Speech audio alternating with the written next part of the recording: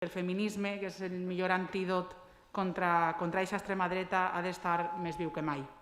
És un moviment imparable que s'estén per tot el planeta, on les dones compartim causes a través de moltes xarxes i ens donem suport per avançar en drets amb una mirada global, transversal i interseccional.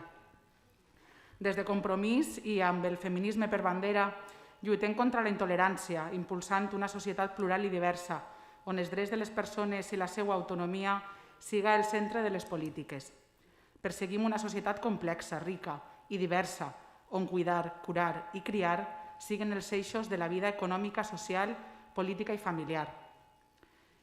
I tot això encara ens queda feina per fer. Per això, i des dels ajuntaments, que som la porta a la ciutadania de les polítiques públiques, hem de fer sempre un major esforç per contribuir a la igualtat real entre dones i homes, donant suport a les propostes feministes per millorar la vida de les persones, de totes les persones. Per acabar, torna el 8 de març i tornem a parlar de feminisme als plenaris, cosa que no hem deixat de fer la resta de l'any als carrers.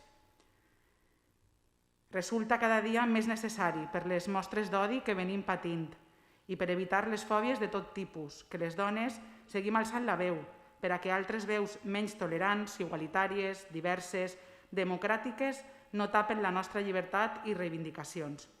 Companyes i companys, no fem d'altaveu de postures d'extrema dreta. No els deixem retrocedir. No pactem amb ells ni mocions ni governs.